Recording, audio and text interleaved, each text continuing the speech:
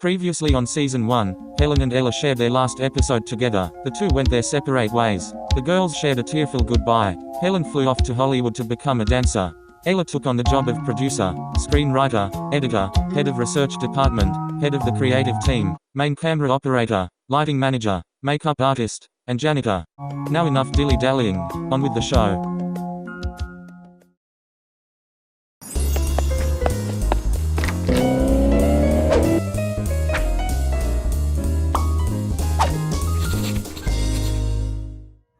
A short history briefing of coffee.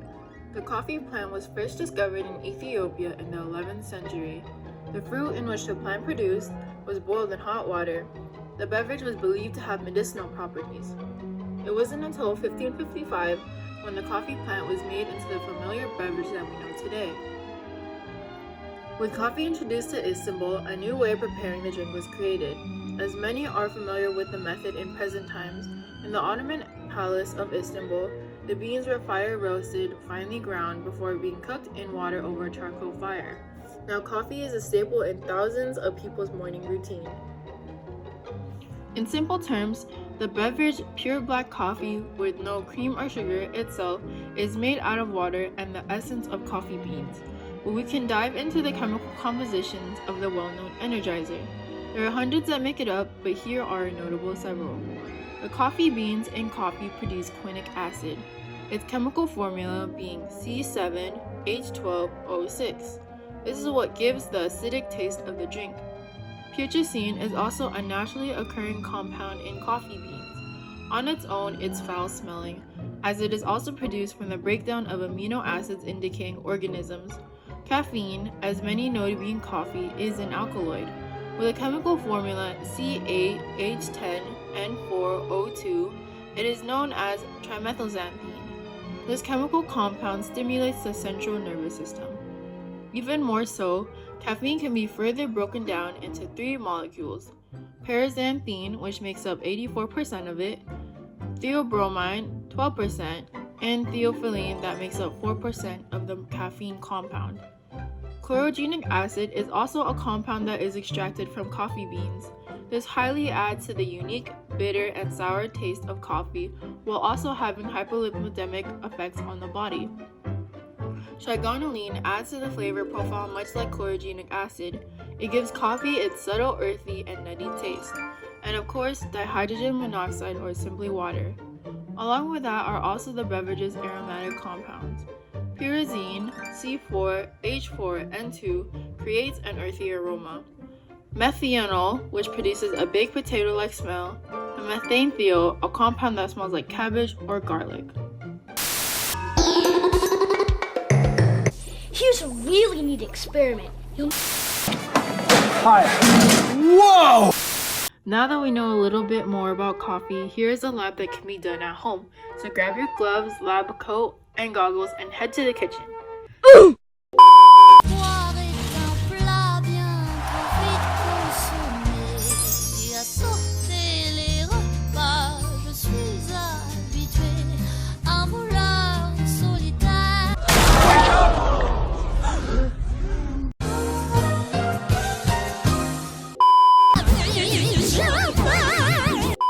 The materials needed are 3 tablespoons of roasted coffee beans, specifically coffee beans so we can extract the individual flavors of the beans rather than use instant coffee, which lacks the flavor dimensions of the beans. 1 coffee grinder, 2 cups of water, 1 coffee filter, a coffee cone, 5 clear glasses, a stove, and a nozzle-type heat-resistant container. Before we get started in this lab, safety is of the utmost importance. This experiment handles extremely hot water and a coffee grinder, so for you kiddos out there, please ask a parent or guardian for assistance if you want to do this lab. For teenagers, just try not to lose any fingers. Let's get started. Place your 5 cups side by side with one another. This helps in comparing the colors of each of the coffee concentrations in the cups. Heat your water until it is boiling.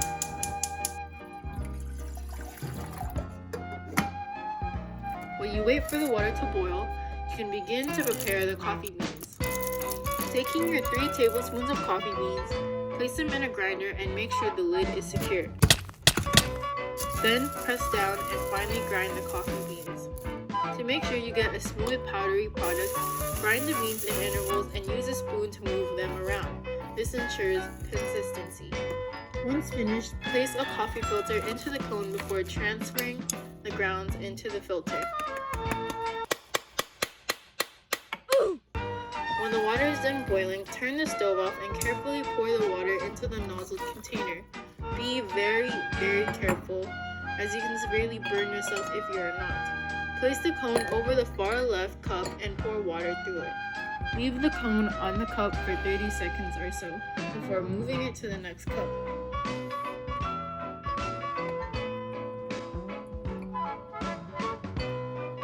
Try to divide the water equally, but you do not have to use it all.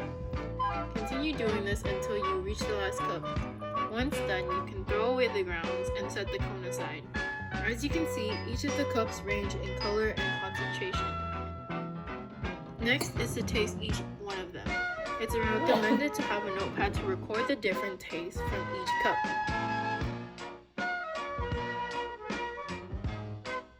As observed, each cup has a different flavor profile. The darkest is intensely sour, acidic, and bitter. The next is not so intense. The tartness and acidity is muddled. However, the body of the coffee beans come into play. Not as flavorful, but the liquid has presence. This unique flavor is expressed from the coffee beans' plant carbohydrates. This experiment helps to highlight the individual elements of the coffee, because really when you're throwing coffee grounds and water in a pot, not all the individual flavors escape and are extracted. This is because certain flavor profiles escape at different times. For better results, instead of using a cone and a coffee filter, you can use one of these.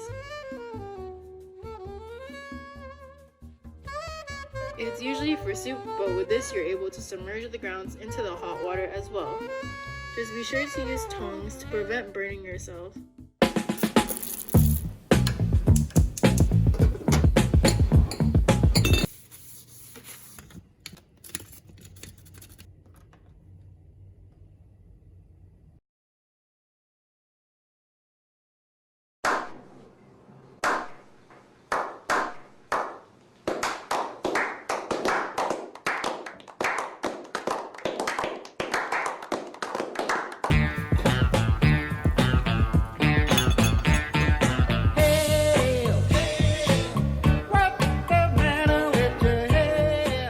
The two to compare.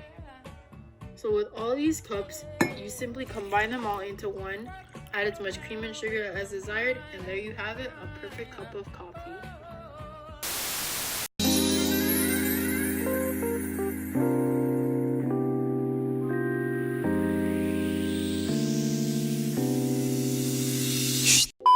And best of all, it was made using science.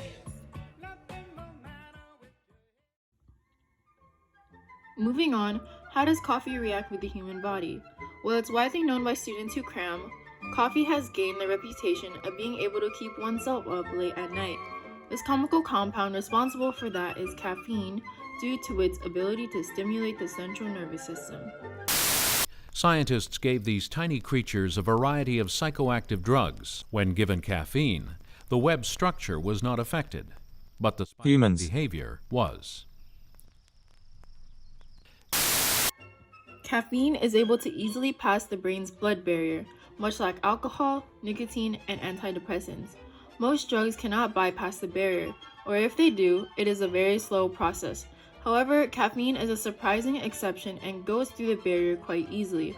The reason for it is undeciphered, but it is suspected it is because caffeine is water and fat soluble, which is why it passes through membranes without much difficulty. And now here is a visual representation, using a pop culture reference.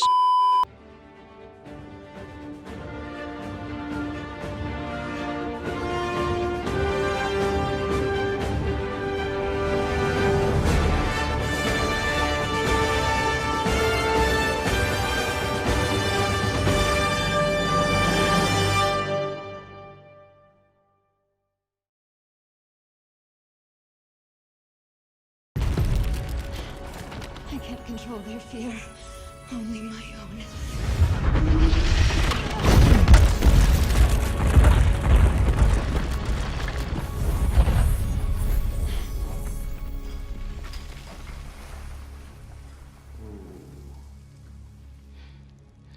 Come on. We got one more stop. Cells in our body break down a molecule called adenosine triphosphate for energy. One of the breakdown products for this process is adenosine. As the brain uses up energy throughout the day, adenosine levels increase inside our brain. When adenosine levels build up, they bind to adenosine receptors in the brain which are responsible for sleep. This results in a cascade of biochemical reactions which cause us to fall asleep. During sleep, the brain replenishes energy reserves and begins to eliminate adenosine. Eventually, adenosine levels decreases and you wake up feeling refreshed. Because caffeine is very similarly structured to adenosine, a molecule produced in human cells which help with metabolism, it is able to heavily impact the brain. Caffeine acts as an antagonist to adenosine. The buildup of adenosine is what causes drowsiness, whereas caffeine blocks that and creates an increase in nerve cell activity, along with restricting brain blood vessels. When caffeine competes to bind to an adenosine receptor, it prevents normal brain signaling from happening, which enables us to sleep. This results in extended periods of wakefulness. Caffeine's effect on our brain doesn't last forever. It has a half-life of about 6 hours. Eventually, caffeine in your body is metabolized and can no longer block adenosine from binding to its receptors, so you eventually get tired and fall asleep. In addition to that, caffeine also causes higher dopamine levels to function. Dopamine is linked with an individual's sensation of feeling good or pleasure. It is released when we eat something or when we smoke, but it also helps improve focus and attention. An excess of dopamine, however, can cause tics and jittery behavior. What many people do not know is that caffeine is a drug. In its bare form, it is a white crystalline powder. An excess or an overdose of it can cause anxiety, high blood pressure, and rapid heart rate. In addition to that, caffeine also plays a diuretic effect on the bladder. This happens because there is an increased blood flow in the kidney, which reduces the absorption of sodium and water. This ultimately leads to high urges to Niagara Falls, one of nature's great wonders. You should use water.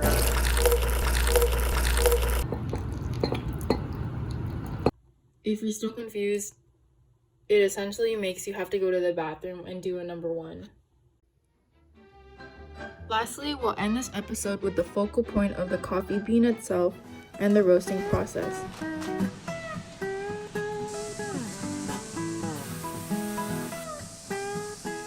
And we can just... Carbohydrates make up approximately 50% of the dry weight of coffee. With the carbs that stay behind after roasting, that is what gives the drink its body. Coffee beans go through what is called the Maillard reaction. All that seasoning and sort of push in. That gives a really nice flavor to the steak. Lay each piece of bacon down so that basically in a temperature down. Chances are you'll never be turning it up, but you'll probably be turning it down. That's one of the keys to this recipe, making sure that you salt your chicken. And look at that perfect color. That's what I'm gonna garnish with a little thyme, just to make it look pretty. Roasting it for a longer period of time. And this is a roast that is really specific to the... You get the idea. This is the chemical reaction between amino acids and sugars, or polysaccharides, that creates the browning of food with newfound aromas and flavors. The sugar found in Arabica coffee is sucrose. From a non-chemist's viewpoint, the brewing of coffee can be seen as rather complex.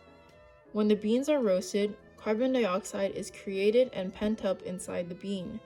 It is important to point out that when grinding the coffee beans, this gives leeway for oxidation to occur. While the emanating CO2 slows the oxidation, if the coffee beans are not brewed in the day they were prepared, the oxidation will cause the flavors and natural aromas to disperse. Now you know the chemistry behind coffee and how to make a perfect cup of joe.